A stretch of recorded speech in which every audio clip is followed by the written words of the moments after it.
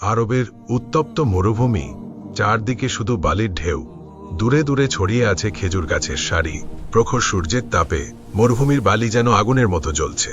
সেই নির্জন মরুভূমির পথ ধরে ধীরে ধীরে এগিয়ে আসছে এক ক্লান্ত মুসাফির।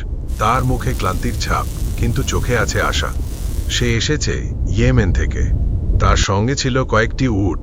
উটগুলো ছিল শক্তিশালী, সুন্দর ও সুস্থ। এই উটগুলোই ছিল তার জীবনের সবচেয়ে বড় সম্পদ।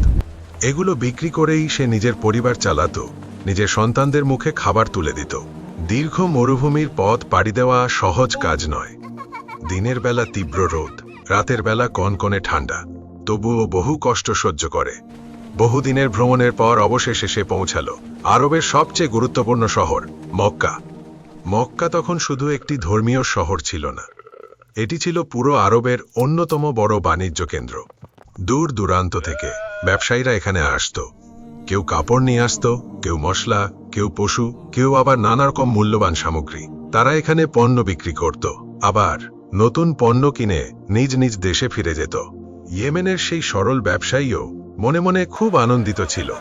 সে ভাবছিল, আজ যদি আমার উটগুলো ভালো দামে বিক্রি করতে পারি, তাহলে দ্রুত নিজের দেশে ফিরে যেতে পারবো। আমার পরিবারও খুশি হবে। কিন্তু সে জানত না, এই শহরেই তার সাথে ঘটতে যাচ্ছে এক বড় অন্যায়। মক্কার বাজারে তার উটগুলোর খবর দ্রুত ছড়িয়ে পড়ল। একে একে অনেক লোক এসে উটগুলো দেখতে লাগল। সবাই উটগুলোর শক্তি ও সৌন্দর্য দেখে প্রশংসা করতে লাগল। ঠিক সেই সময় মক্কার এক প্রভাবশালী নেতা সেখানে এসে হাজির হল। তার নাম ছিল আমর ইবনে হিশাম, কিন্তু ইতিহাস তাকে অন্য নামে চিনে, আবু জেহেল। সে ছিল কুরাইশ গোত্রের অন্যতম বড় নেতা, ধনী, ক্ষমতাবান, প্রভাবশালী, আর একই সাথে অহংকারী ও অত্যন্ত কঠোর স্বভাবের মানুষ। সে উটগুলো গভীরভাবে দেখল। উটগুলোর শক্তি ও সৌন্দর্য তার খুব পছন্দ হয়ে গেল। সে ব্যবসায়ীকে বলল, এই উটগুলো আমি কিনব। এরপর দাম নিয়ে কিছু কথা হলো। কিছুক্ষণ দর কষাকষির পর অবশেষে উভয়ের মধ্যে একটি দামে চুক্তি হয়ে গেল। ইয়েমেনের সেই সরল ব্যবসায়ী খুব খুশি হয়ে গেল। সে মনে মনে আল্লাহর শুকরিয়া আদায় করল, কারণ সে ভাবছিল আজই তার ব্যবসা সফল হয়ে গেল। সে আনন্দের সাথে উটগুলো আবু জেহেলের হাতে তুলে দিল। কিন্তু যখন টাকার কথা উঠল, ঠিক সেই মুহূর্তেই সবকিছু বদলে গেল। আবু জেহেল ঠান্ডা কণ্ঠে বলল, আজ আমার কাছে টাকা নেই, কাল এসে নিয়ে যেও। লোকটি সরল মনে বিশ্বাস করল। পরের দিন সে আবার গেল, কিন্তু সেদিন আবু জেহেল বলল, আমি এখন খুব ব্যস্ত, পরে আসো।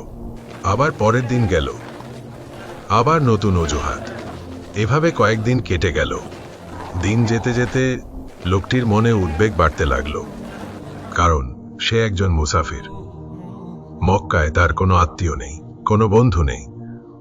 তার কাছে টাকা না থাকলে সে নিজের দেশেও ফিরতে পারবে না। অবশেষে একদিন সে সাহস করে আবু জেহেলের সামনে গিয়ে দাঁড়ালো। খুব বিনয়ের সাথে বলল, হে আবুল হাকাম, দয়া করে আমার উটের দামটা দিয়ে দিন। আমি নিজের দেশে ফিরে যেতে চাই। এই কথা শুনে আবু জেহেল রেগে আগুন হয়ে গেল। সে গম্ভীর ও কঠোর কণ্ঠে বলল, তুমি কি আমাকে চাপ দিচ্ছ? যাও, এখান থেকে চলে যাও। লোকটি হতবাক হয়ে গেল। সে বুঝতে পারল এই শহরে তার সাথে বড় অন্যায় হয়ে গেছে। কিছুক্ষণ সে নীরবে দাঁড়িয়ে রইল, তার চোখে তখন অসহায়তার ছাপ। তারপর সে মনে মনে সিদ্ধান্ত নিল, এই শহরের মানুষের কাছেই বিচার চাইবে। সে চলে গেল কাবার কাছে। সেখানে তখন কুরাইশদের অনেক নেতা বসে গল্প করছিল। সে সাহস করে তাদের সামনে দাঁড়িয়ে উচ্চস্বরে বলল, হে কুরাইশের লোকেরা, আমি ইয়েমেন থেকে এসেছি। তোমাদের একজন আমার উট কিনেছে, কিন্তু আমার টাকা দিচ্ছে না। আমি একজন মুসাফির। কে আছে যে আমাকে আমার হক আদায় করে দেবে?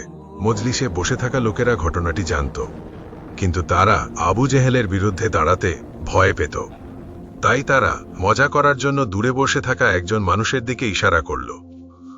তিনি আর কেউ নন, তিনি ছিলেন মুহাম্মদ সাল্লাল্লাহু আলাইহি ওয়াসাল্লাম। তারা হাসতে হাসতে বলল, ওই লোকটির কাছে যাও, সে তোমাকে সাহায্য করবে।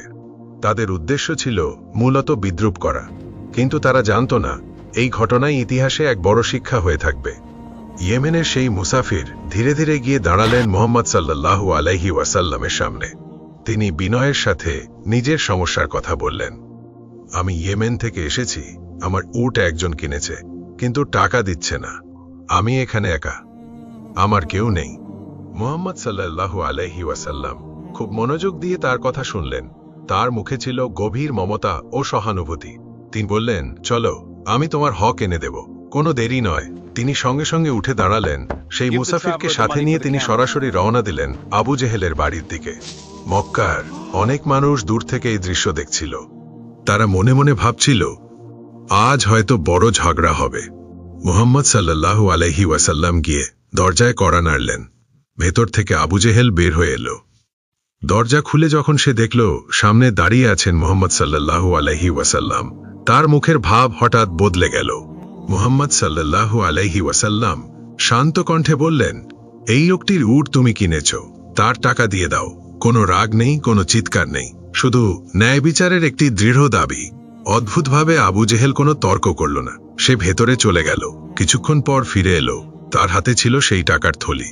সে পুরো টাকা সেই মুসাফিরের হাতে তুলে দিল। লোকটি আনন্দে অবাক হয়ে গেল। তার চোখে আনন্দের জল চলে এলো। সেই কৃতজ্ঞ দৃষ্টিতে মুহাম্মদ সাল্লাল্লাহু আলাইহি ওয়াসাল্লাম এর দিকে তাকালো। দূরে বসে থাকা কুরাইশরাও বিস্মিত হয়ে গেল। তারা ভেবেছিল বড় ঝগড়া হবে, কিন্তু সবকিছু খুব সহজেই শেষ হয়ে গেল। পরে তারা আবু জেহেলকে জিজ্ঞেস করল, তুমি তো মক্কার সবচেয়ে সাহসী নেতা, কেন তুমি এত সহজে টাকা দিয়ে দিলে? তখন আবু জেহেল বলল, আমি দরজা খুলতেই দেখলাম মুহাম্মাদের পাশে এক ভয়ঙ্কর উট দাঁড়িয়ে আছে। তার দাঁত যেন আমাকে গিলে ফেলবে। আমি এত ভয় পেয়েছিলাম যে কিছু বলার সাহস পাইনি। এভাবেই আল্লাহ এক অসহায় মানুষের হক ফিরিয়ে দিলেন। এই ঘটনা আমাদের শেখায় অন্যের হক নষ্ট করা বড় জুলুম। আর একজন মজলুম মানুষের পাশে দাঁড়ানো আল্লাহর কাছে অত্যন্ত প্রিয় কাজ। আর এজন্যই ইতিহাস সাক্ষী, মুহাম্মদ সাল্লাল্লাহু আলাইহি ওয়াসাল্লাম শুধু মুসলিমদের নেতা নন, তিনি ছিলেন ন্যায় বিচারের সর্বোচ্চ উদাহরণ। প্রিয় দর্শক, ভিডিওটি ভালো লাগলে লাইক করে দিবেন। পরবর্তী ভিডিও দেখার আমন্ত্রণ রইল। আসসালামু আলাইকুম ওয়া রাহমাতুল্লাহ।